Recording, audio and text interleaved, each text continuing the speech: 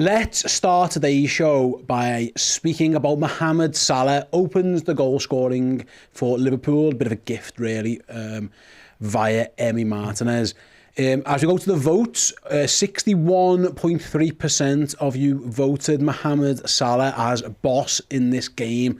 I'm going to go over to Dan Club now. Dan, would you agree with the people? Would you have voted Mohamed Salah as boss as well? Yeah, I would have done, most definitely. I'm a little bit surprised by how low that number is at this point. I'll be honest, I feel like he was back, if anything. I feel like it was much more like a Mo Salah that we'd become accustomed to and spoilt by, I think it's fair to say, down the years. Now, was it, all guns blazing, firing all cylinders, untouchable Mo Salah? Maybe not, but it felt just much more like it. And I think a few people who've written him off recently might be considering eating their words. I think his goal, as you said there, is a gift, but he's still got to finish it, obviously on his weaker foot as well. Perfect time to score it, so a real confidence boost there. But I felt from the off, he just looked hungry, he looked ready. I think he sensed quite early on that he had Luca Dean's number, and he capitalised on it at every opportunity, made him look silly on a number of occasions. And I think some of his decision making, some of his execution in the final third was better. He just looked and felt more like Mo Salah. He's been a shadow of himself recently, so I was delighted with his performance tonight. And I think a lot of people have said in different guises in recent weeks, like, a big key to unlocking Liverpool looking anything like being back to their best will be getting Mo Salah back to his best. And I do think tonight we've started to see the green shoots of that becoming a reality. The biggest one for me, Dan, is according to the stats, he attempted 7 dribbles and was successful 4 times. It's been a long time, really, since we've seen Mo Salah beat a player. He beat Luca Dean time and time again, really. He got dragged off in the end. Luca Dean, they had to bring Matson on, whether they'd have done that anyway, I don't know. But that's more encouraging. Salah, he's hugging the touchline again. He's got the confidence to beat his man. He was holding him off. It did look, like you say, not Mo Salah back at his amazing best, but 250 times we've seen Mo Salah score goals for Liverpool now. And some of that performance was, again, green shoots of some of those previous ones where the left back is on toast, hasn't got a clue what he's going to try and do. Salah's creating chances, beating his man, looked sharp, looked quick. Like I say, he's had a poor season. We all know that by Mo Salah's standards. Is today more of what we'd expect from Mo, and maybe is this maybe the turning point where Salah can now get himself, he's had a long rest, get himself back fit, firing, because he's here for like another 6 weeks or so before he goes to AFCON.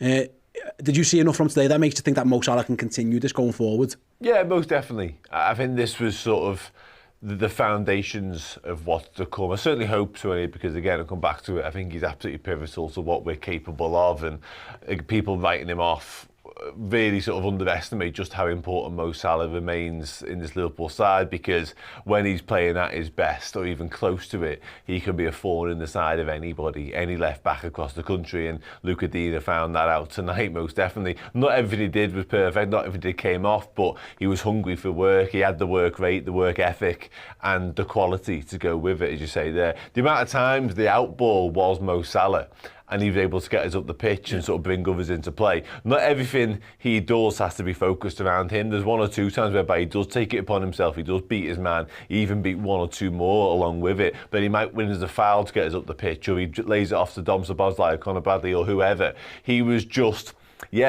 our get out of jail time and time again tonight, as well as all the stuff he did further up the field in terms of picking out Cody Gakpo on a couple of occasions and interacting with Ekitike, who I thought had a quiet night, but we'll come on to him later. So I thought as an individual performance goes, was it perfect? Was it vintage? Was it all conquering Mo Salah? Perhaps not. But was it much, much, much more like it? And a potential line in the sand and a confidence boosting moment. The goal's really important for him as well. He spoke after the match really positively too. So I feel like if we are going to see the best version of Mo Salah between now and AFCON, tonight was a really important building block for which to build upon. I want to hold the goal very quickly as well, Dan. Listen, it is a gift from Emi Martinez. It was nice to see Liverpool pressing. It was nice to see Mo Salah up there. It's his wrong foot, technically, Mo Salah. He obviously scored loads of goals as a right foot, but he is very left foot dominant. He makes that look remarkably easy to just curl it round the defender into the empty net, like without taking a touch. usually if a player's feeling a little bit out of sorts, maybe a little not confident rather, they take a touch, they try and work it, but it was very, very assured. It was a quality finish, albeit, like say, a little bit of a gift. Yeah, I don't think he could realise his luck. Could he really? But he capitalised on it, doesn't he? As you say, there have been one or two nearly moments when it comes to us pressing or half pressing and Villa making mistakes at the back. But on this opportunity, there was no mistake made by Liverpool and Mo Salah. But yeah, you're right. I mean, my weaker foot is for standing on only. So Mo Salah's got that advantage over me and a few more for what it's worth as well. But yeah, Mo Salah has been second guessing himself and really lacking quite visibly in confidence and been a little bit selfish in moments as well, and a bit of it shot shy on others and not really making the right decisions and not executing. There was a volley a couple of weeks ago, I can't remember which game it was now, where he gets it all wrong. So even in that moment, I don't think we would have been absolutely staggered to see Mo Salah put a right-footed effort into the side netting with the goal at his mercy. But instead, it kind of typified and summed up his night a little bit, because it felt like things were going better for him. He was having a good night's work up until that point.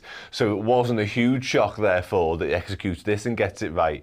It would have sort of flown in the face of how his performance had gone up until that point. Whereas a week ago, 2 weeks ago, I don't think anybody would have been shocked to see Salah put that wide. So yeah, it kind of underlined the version of Mo Salah that we witnessed. Absolutely. Stick him in boss, Dan. Stick the king in the boss category where he belongs. The king is back. Long live the king. Yeah, absolutely. There you go. Mo Salah was boss. For those watching on the YouTube clip, if you want to watch the full show, we're going to rank all of these players from back to front over on redmenplus.com. So yeah, if you want to join us, you can watch or listen to that show over on Redmen Plus. Yeah, thanks for watching. Catch you all later.